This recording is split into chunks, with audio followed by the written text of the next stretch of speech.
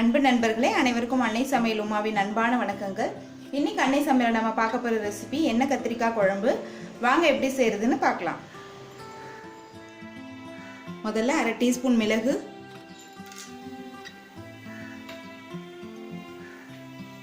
1/2 teaspoon ஜீரகம்,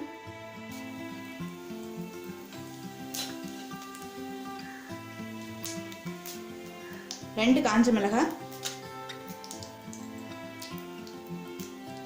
1 teaspoon தனியா,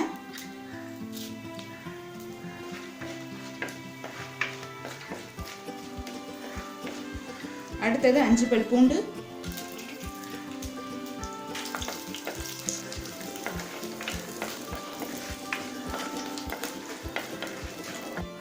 ஒரு வெங்காயம் சேர்த்துக்கலாங்க.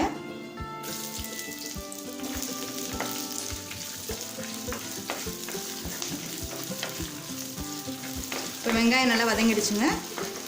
அடுத்தது ஒரு தக்காளி சேர்த்துக்கலாம்.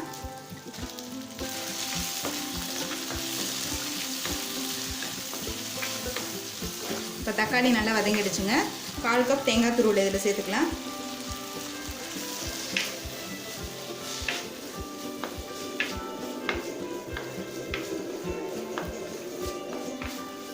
இப்போ இது எல்லாத்தையும் ஆறின பிறகு மிக்சியில் நைஸாக அரைச்சிக்கலாங்க.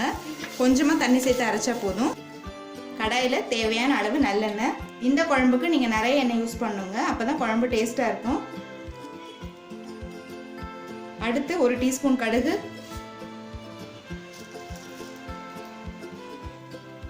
1/2 டீஸ்பூன் உளுந்து,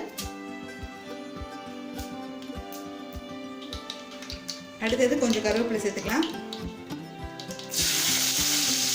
அடுத்து சின்ன வெங்காயம்,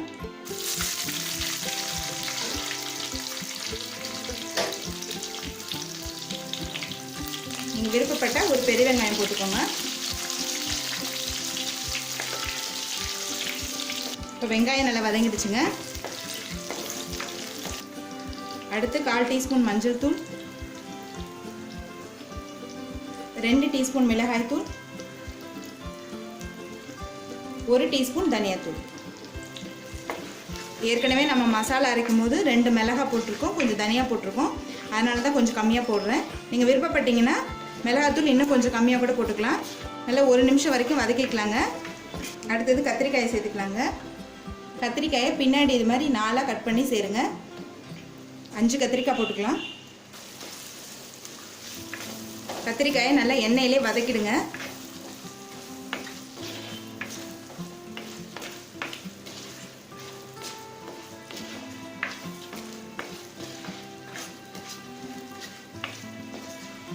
அடுத்து தேவையான அளவு உப்பு சேர்த்துக்கலாங்க. இப்போ அடுத்து 1/2 கப் அளவுக்கு தண்ணி சேர்த்துக்கலாங்க. இப்போ இதை மூடி போட்டு கத்திரிக்காய் வேகிற வரைக்கும் வெயிட் பண்ணலாம். ஏன்னா நம்ம பெருசாக போட்டிருக்கனால கத்திரிக்காய் வேகிறதுக்கு டைம் ஆகும். இப்போ பாருங்கள், கத்திரிக்காய் நல்லா வெந்துடுச்சு. ஒரு நெல்லிக்காய் அளவு புளியை தண்ணியில் கரைச்சி இதில் சேர்த்துக்கலாங்க. புளி சேர்த்துட்டு ஒரு 2 நிமிஷம் கொதிக்கட்டுங்க. இப்போ புளி சேர்த்து 2 நிமிஷம் ஆயிடுச்சுங்க. இப்போ நம்ம அரைச்சி வச்சிருக்க விழுதை இதில் சேர்த்துக்கலாம்.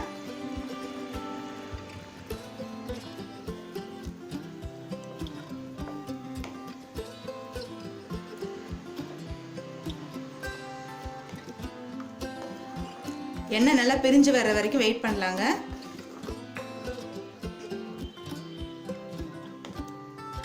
முன்னாடியே சொன்ன மாதிரி தான் எண்ணெய் கத்திரிக்காய் குழம்புக்கு எண்ணெய் நிறைய இருக்கணும்.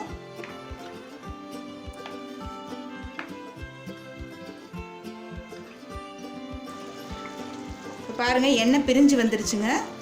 குழம்பு நல்லா திக்காயிடுச்சு. இப்போ நம்ம சர்வ் பண்ணிடலாங்க. இப்போ சுவையான எண்ணெய் கத்திரிக்காய் குழம்பு ரெடி ஆயிடுச்சுங்க. ரெசிபியை ட்ரை பண்ணி பாருங்கள், கண்டிப்பாக உங்களுக்கே பிடிக்கும். ரெசிபி பிடிச்சிருந்ததுன்னா வீடியோவை லைக் பண்ணுங்கள், கமெண்ட் பண்ணுங்கள், ஷேர் பண்ணுங்கள். இதுவரைக்கும் அன்னை சமையல் சேனலை சப்ஸ்கிரைப் பண்ணலைன்னா சப்ஸ்கிரைப் பண்ணுங்கள். தேங்க்யூ.